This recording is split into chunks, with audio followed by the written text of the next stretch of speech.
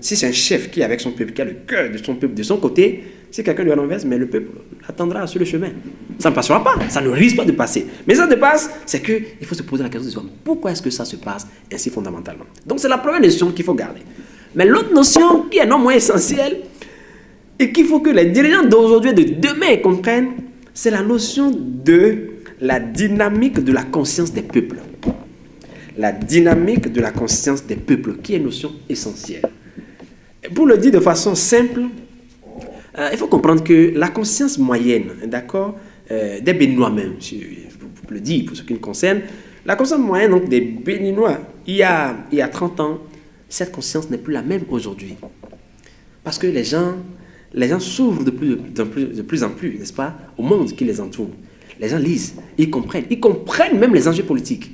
Ils comprennent les enjeux économiques. Et donc, le peuple n'est plus forcément dans ce schéma d'indolence ou de non-réaction, ce schéma de passivité à l'excès, et qui fait que, bon, il est là indolent, a subi tout. Il faut que les dirigeants comprennent que, de la même façon où on peut remarquer dans une ville, d'accord, pour ne pas la citer, une ville comme Calavi ou une ville comme Cotonou, où on peut laisser quelques pavés dégradés dans la rue qui perturbent un peu la situation. On peut laisser cette situation en l'état, d'accord, pendant 1 semaine, 2 semaines, 3 semaines, 4 semaines, sans que cela ne puisse déranger personne et que cela puisse être réglé, que le peuple se tait.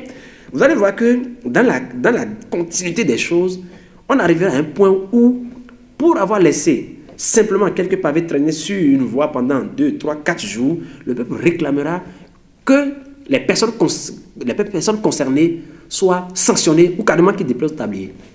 C'est la conscience des peuples qui évolue. Ils sont plus exigeants. Ils comprennent. Ils savent que non, c'est nous qui payons. C'est nous. Donc, vous êtes là, n'est-ce pas, pour servir et vous devez faire bien votre travail. Donc, il faut que les dirigeants intègrent cette notion pour dire forcément qu'il y a la notion de la dynamique de la conscience des peuples. Et si on comprend comme ça, alors, on va se poser la question de savoir, non, et vous, quelle est notre position, n'est-ce pas?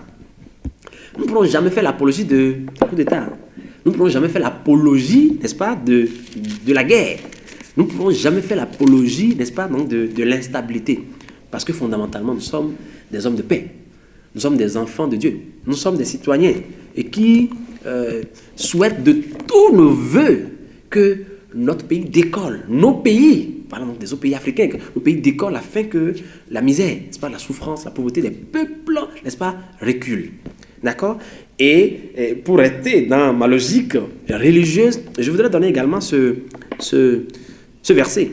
C'est dit, je crois que c'est les écrits de Paul, hein, dans Romains 14, à partir du 17e verset, il pourrait dire ceci, Romains 14, 17, il dit « Car le royaume de Dieu, ce n'est pas le manger et le boire, mais la justice, la paix et la joie par le Saint-Esprit. » C'est profond. Il dit, lorsqu'on parle du royaume des Dieu, je le dis souvent pour les communications que j'arrive à donner, il dit, il ne faut pas comprendre ça forcément dans une dynamique, d'accord, invisible. Le royaume de Dieu, c'est là. C'est dans votre maison, dans votre foyer. C'est dans votre ministère. C'est dans l'hémicycle. C'est au sein des communautés. Mais en ayant à l'esprit cette notion fondamentale, il dit la paix, la joie, la justice.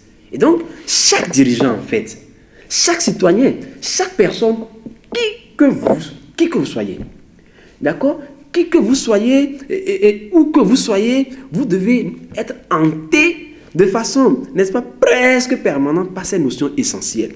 Est-ce que je suis un homme de paix? Est-ce que tout ce que je fais, est-ce que mon comportement est un comportement de paix?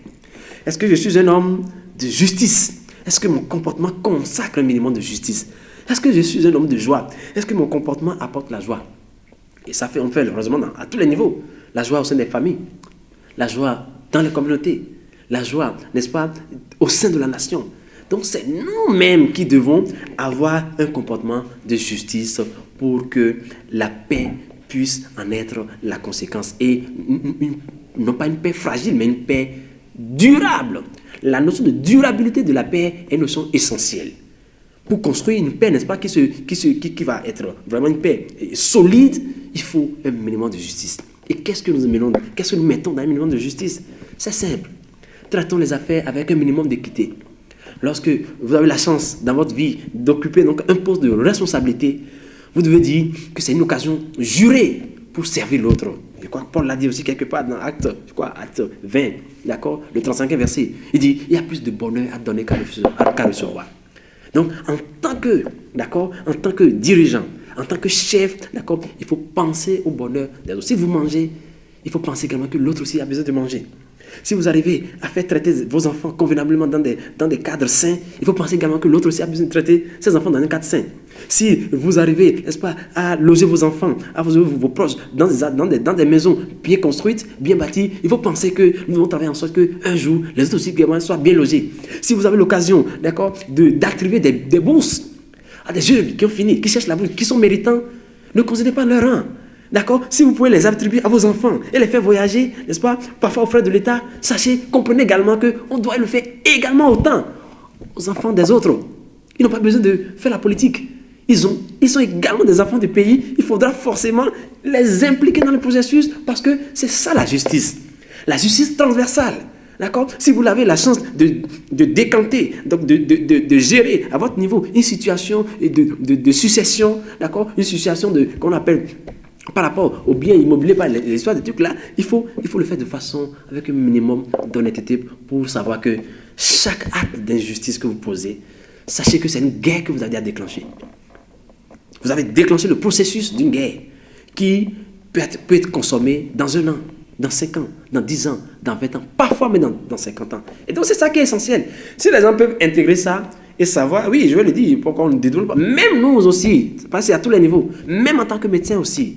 Lorsque vous avez affaire à un patient, vous devez le traiter avec un minimum de justice, un minimum d'équité, un minimum de considération pour savoir que, d'accord, tout ce que nous faisons, d'accord, doit consacrer la paix, la joie et la justice. Si nous faisons comme ça, il n'y a pas de raison qu'un jour on pense à des situations de tension qui doivent pousser jusqu'à ce que l'on soit traversé, l'on soit porté à vouloir renverser un gouvernement, ce que je ne souhaite pas, parce que c'est des situations déplorables, nous ne souhaitons pas, d'accord, mais il faut comprendre la philosophie des peuples, il faut comprendre la dynamique des peuples, il faut comprendre l'évolution de la conscience des peuples pour savoir que c'est nous, c'est les dirigeants qui doivent, n'est-ce pas, prendre la responsabilité et poser des actes de paix, traiter les affaires de la cité avec un peu plus d'équité, de justice, afin que la tension sociale puisse baisser de façon progressive pour le bonheur du plus grand nombre.